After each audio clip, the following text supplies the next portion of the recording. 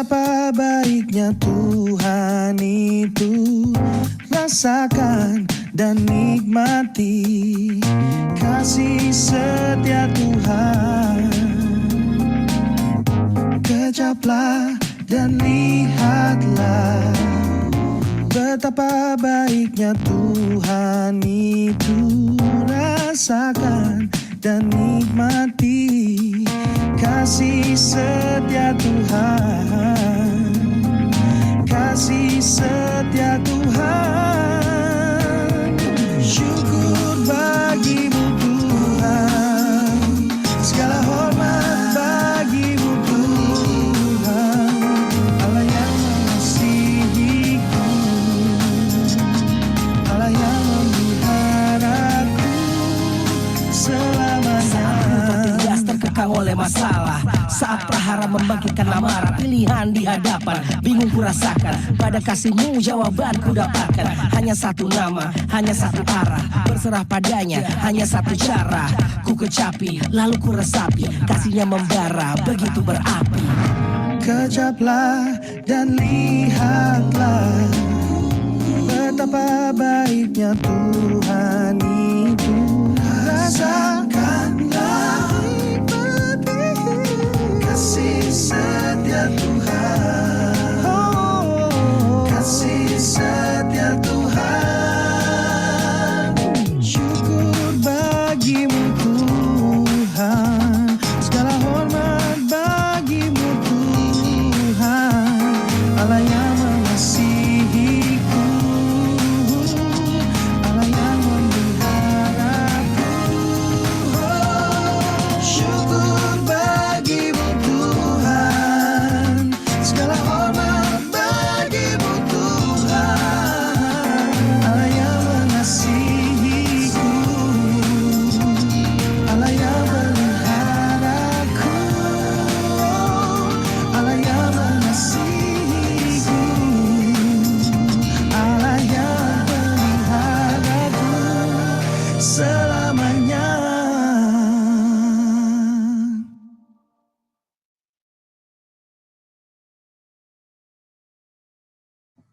Silakan Ko Asyong berdoa. Ya. Mari kita berdoa. Terima kasih Tuhan, kalau pagi hari ini kami berkumpul untuk bersama-sama beribadah kepada Tuhan. Kami mau memuji dan menyembah Tuhan, karena Tuhan adalah satu-satunya Allah kami yang layak kami sembah. Kami percaya 2-3 orang berkumpul dan berseru atas nama Tuhan, Tuhan hadir di tengah-tengah kami. Sebentar kami mau bersama-sama belajar, Tuhan, tolong kami, biar apa yang kami dengar dapat menjadi benih bagi iman kami. Terima kasih Tuhan, kami menyerahkan ibadah ini ke dalam pimpinan Tuhan. Di dalam nama Tuhan Yesus. Haleluya. Amin. Amin. Thank you.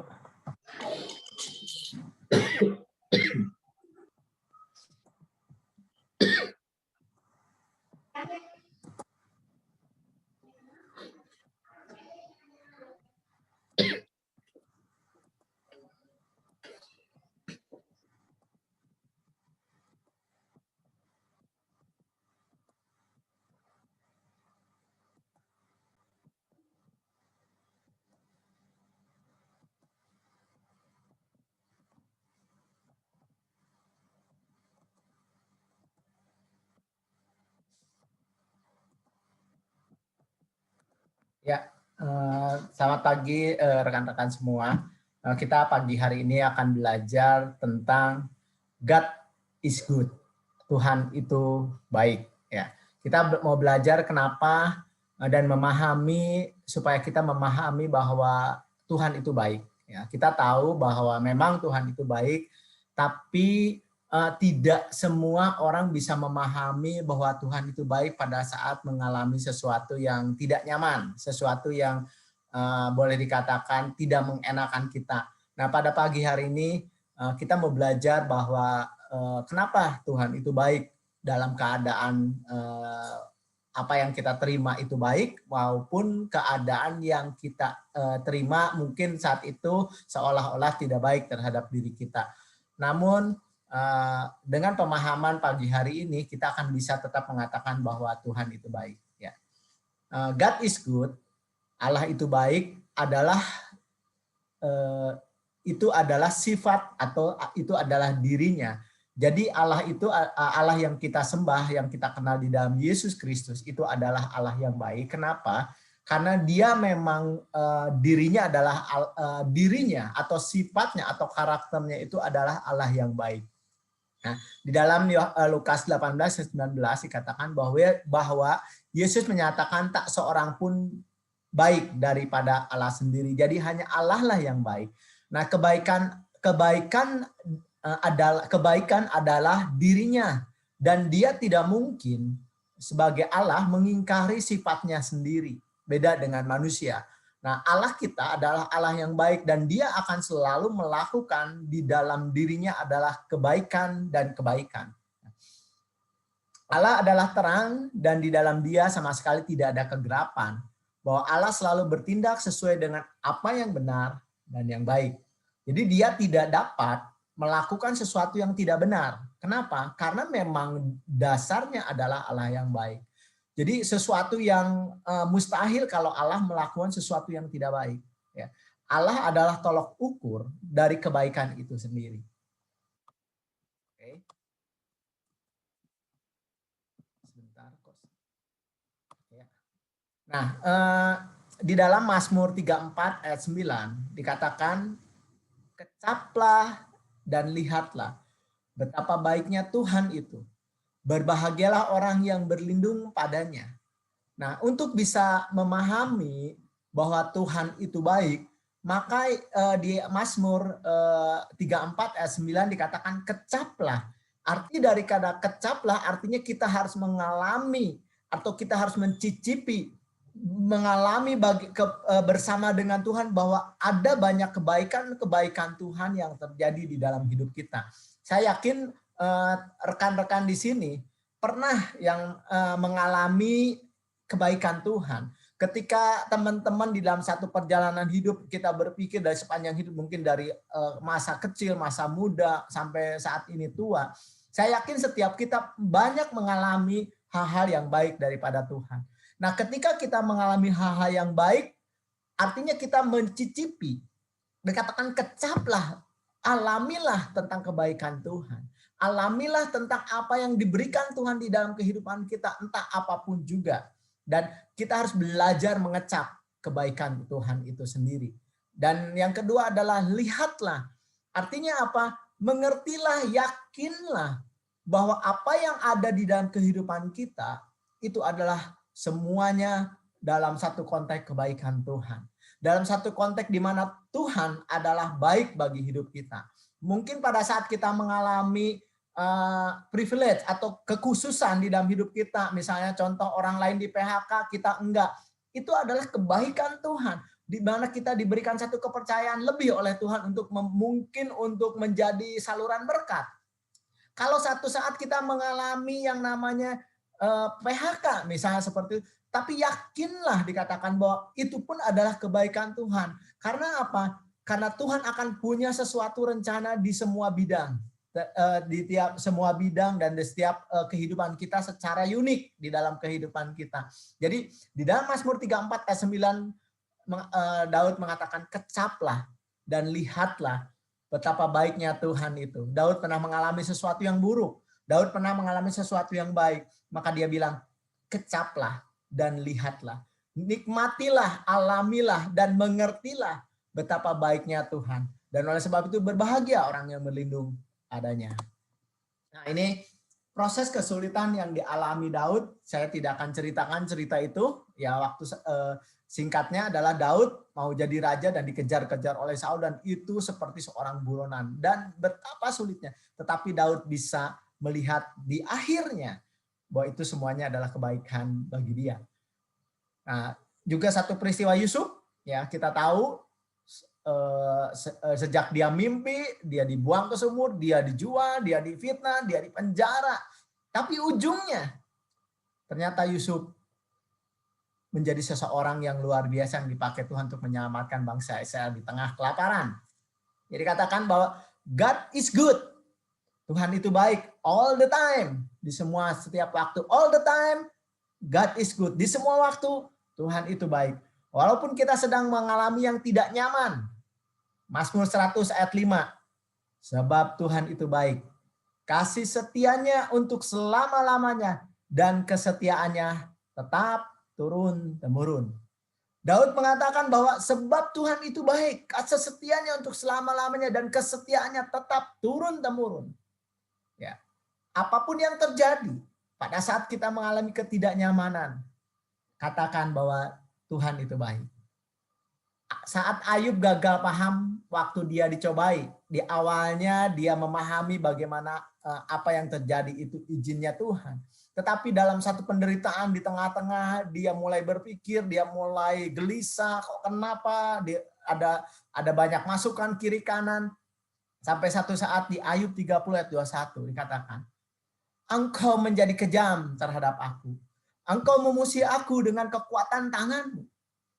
Di tengah-tengah perjalanan, Ayub pun pernah mengalami yang namanya gagal paham bahwa Tuhan itu baik. Dan gagal paham ini membuat seseorang tidak bisa atau tidak mampu melihat bahwa Tuhan itu sedang berkarya, bahwa Tuhan itu baik. Namun bersyukur kalau kita lihat di akhirnya Ayub menyadari, ya, Ayub menyadari bahwa Tuhan itu baik. Di akhirnya Ayub bilang bahwa aku mencabut satu kata-kata, aku mencabut sesuatu yang mengatakan bahwa Tuhan itu tidak baik, bahwa saya mempunyai persepsi tentang Tuhan yang boleh katakan tentang Tuhan yang tidak adil, tentang Tuhan yang tidak bela sama dia. Dan ketika dia mencabut kata-kata dia, Tuhan kembali memulihkan keadaan Ayub tersebut. Dan Ayub berkata di akhir pasal terakhir itu dia bilang, aku mengenal Tuhan, bukan lagi kata orang bahwa Tuhan itu baik. Tetapi aku mengalaminya, aku mengecapnya bahwa Tuhan itu baik. Ya. Oke, sebentar.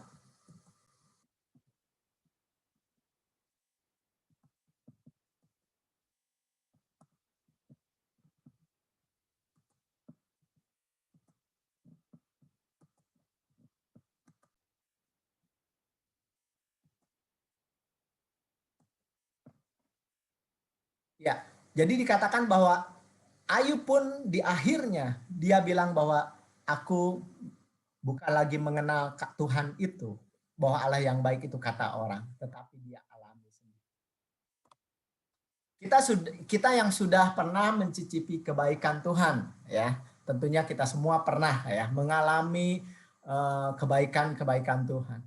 Nah, sekalipun kadang-kadang kita yang pernah mengalami kebaikan Tuhan pun tidak luput dari keadaan di mana kadang-kadang ya karena keterbatasan otak kita, analisa kita, keterbatasan kita manusia dibanding Tuhan yang alam semesta yang tidak terbatas, kita juga seringkali gagal paham dan sulit untuk mengakui kebenaran bahwa Tuhan itu baik.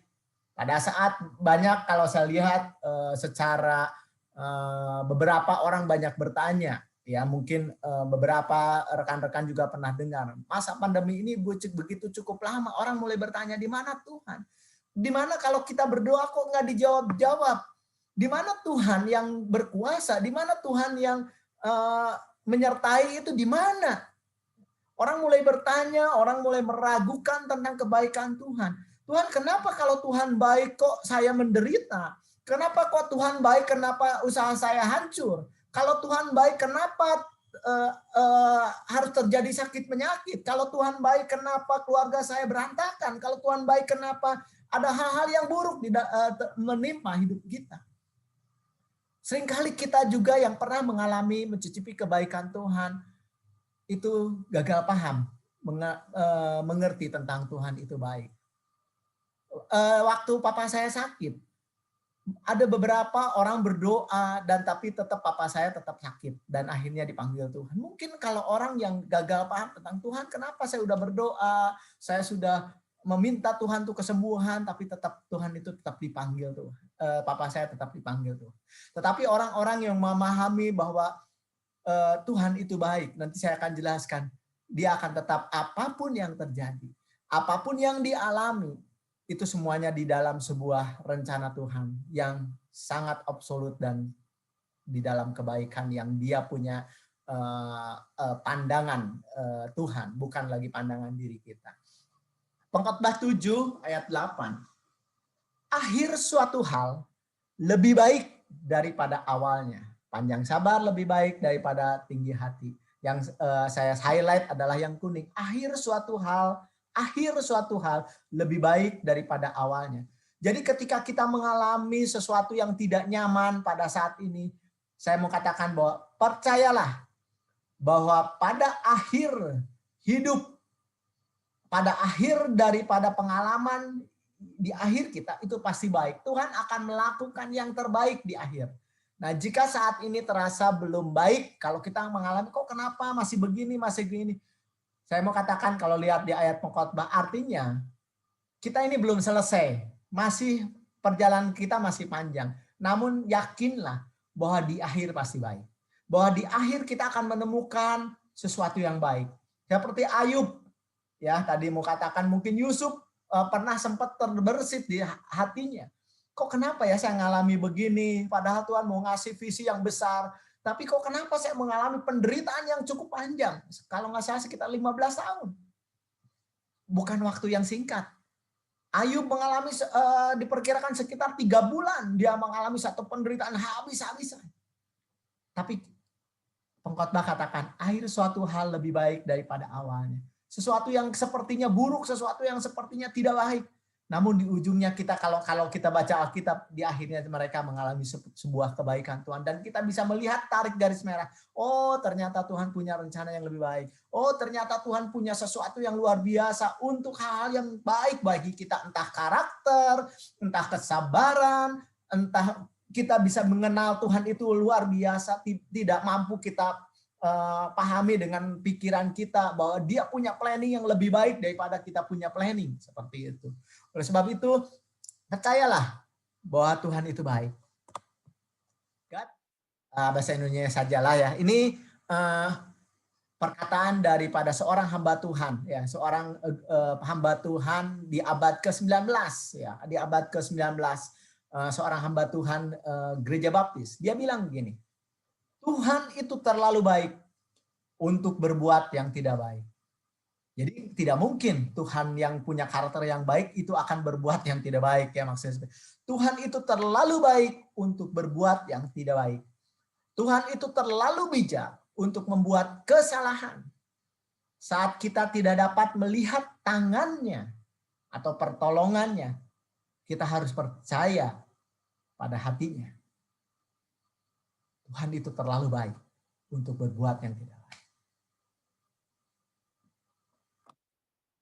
Untuk kita bisa membangun sama-sama bahwa Tuhan itu baik, kita akan belajar dari kata baik, ya. Ini ada singkatannya saja yang kita pahami. Sebenarnya banyak hal untuk membangun satu fondasi bahwa Tuhan itu baik. Yang pertama adalah B, baik, B, benar. Nah, ya. Di Mazmur 92 ayat 16 dikatakan untuk memberitakan bahwa Tuhan itu benar, bahwa Ia adalah gunung batuku dan tidak ada kecurangan padanya. Bahwa dikatakan bahwa Tuhan itu adalah kebenaran. Bahwa Tuhan itu adalah pribadi yang benar. Jadi kalau Tuhan adalah pribadi yang benar, maka kita tahu bahwa tidak mungkin dia melakukan sesuatu yang tidak benar. Dan tidak mungkin dia melakukan sesuatu kecurangan. Di ayat dikatakan bahwa di dalam diri Tuhan tidak pernah ada kecurangan. Jadi dia tidak pernah mungkin melakukan kecurangan terhadap hidup kita. Dia tidak akan pernah mungkin melakukan ketidakbenaran terhadap diri kita. Karena dia adalah kebenaran itu sendiri. Yang kedua, adil. Adil. Ya. Bahwa Tuhan itu adil di tengah-tengah yang Tuhan itu adil di tengah-tengahnya. Dia tidak pernah berbuat kelaliman. Seringkali orang mengatakan Tuhan kok tidak adil? Kenapa orang satu diberkati, saya tidak diberkati? Kenapa orang ini satu sukses, orang ini tidak sukses? Saya tidak sukses seperti itu. Tetapi percayalah bahwa Tuhan itu adil. Pernah di dalam Matius 20 ayat 1-19 kalau Bapak Ibu baca, itu satu peristiwa di mana Tuhan melambangkan sebuah kerajaan Allah itu sebagai seorang yang punya kebun anggur. Dia butuh pekerja-pekerja, lalu dia bilang, aku akan memberikan satu upah 1 dinar sehari. Lalu dia datang pagi-pagi. Dia datang pagi-pagi dan orang itu dia bilang, mau dikerja di tempat aku, nanti aku upah 1 dinar pagi-pagi. Lalu setelah itu dia jam 9 dia keluar lagi, dia nemuin lagi, dia bilang, ayo. Dia nggak bilang berapa dinarnya, tapi dia bilang, ayo kita kerja jam 9. Lalu dan dia datang lagi pada kalau nggak jam 12, dia datang lagi, dia ambil lagi pegawai yang ada masih di jalan, suruh kerja lagi. Dia datang lagi jam 3, dia keluar lagi, dia lihat lagi di jalan jam 3, dia ambil lagi pekerja itu untuk bekerja di kebun anggur dia. Jam 5 dia keluar lagi, masih ada orang yang belum bekerja. Dia bilang, kenapa kamu belum bekerja? Ayo kita kerja lagi di sini, di kebun anggurku. Dan dia kerja di kebun anggur dia. Pada malam hari atau sekitar kalau bangsa malam hari itu jam 6 ya. Lalu disuruhlah mandornya untuk memberikan upah. Mulai dari yang tadi masuk jam 5 dikasih 1 dinar. Jam 3 1 dinar. Nah, yang awal pagi-pagi kan pasti berpikir seperti rekan-rekan, pasti lebih banyak dong karena kerjanya lebih awal ya. Ternyata yang pagi-pagi pun 1 dinar. Secara kita bola berpikir ketika baca ayat itu pasti bilang, it's not fair, ini tidak adil. Dan itu terjadi di ayat itu, bahwa kenapa engkau memberikan sama upahnya. Tuhan cuma bilang begini, aku mau bermurah hati kepada siapa aku bermurah hati. Orang tidak bisa memandang bahwa keadilan Tuhan itu hanya dari persepsi manusia.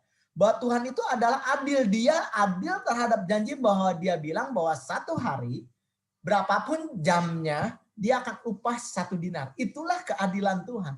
Bahwa dia tidak akan berbuat curang. Ketika dia bilang orang yang mau masuk surga, mau dari waktu kecil, mau yang bertobat sudah tua, Tuhan bilang kalau orang percaya aku, pasti masuk surga. Tidak ada orang bilang, oh saya dari kecil percaya Yesus, kenapa orang yang baru percaya Yesus sebelum meninggal aja bisa masuk surga? Aku mau bermurah hati kepada siapapun, aku bermurah hati. Dan tidak ada seorang pun yang bisa bilang aku tidak adil. Karena apa? Karena aku setia terhadap janjinya. Jadi percayalah bahwa kalau Tuhan itu baik, dia itu adil. Bahwa dia itu akan melakukan sesuatu yang benar terhadap janji-janji terhadap Bapak Ibu sekalian di tempat ini. Yang ketiga adalah ilahi, di mana dia ini adalah yang punya kedaulatan dan punya ketidakterbatasan. Saya akan jelaskan yang ilahi dalam kata-kata bahasa Indonesia. Kedaulatan ini artinya adalah di mana dia mengatur seluruh ciptaannya. Sifat-sifat dia itu, dia adalah maha tahu, maha kuasa. Dia absolut bebas melakukan apa yang dia tahu, apa yang dia tahu bahwa ini yang terbaik bagi kehidupan manusia. Tuhan mengendalikan segala sesuatu yang terjadi.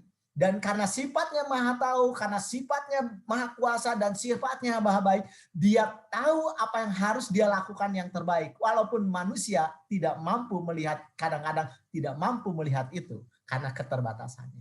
Terus yang kedua adalah ilahi itu berbicara ketidakterbatasan Tuhan. Bahwa Tuhan tidak mengenal batas. Dia tanpa ukuran. Bahwa apa yang digambarkan bahwa dia tidak terbatas, artinya segala sesuatu tentang dia juga pasti tidak terbatas. Dia maha, dan dia maha tahu, dia maha memahami, dan dia maha segalanya. Yang terakhir adalah kasih.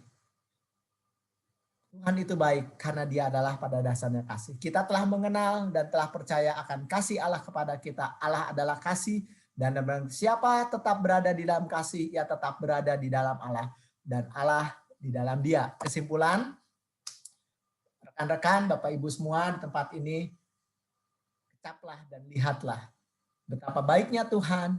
Dan berbahagialah Bapak Ibu yang selalu berlindung kepadanya. Nikmatilah Tuhan, alamilah Tuhan, dan mengertilah bahwa Tuhan itu baik di dalam segala sepanjang kehidupan kita. Jangan mencurigai dia, jangan tidak percaya sama dia, jangan ragukan dia.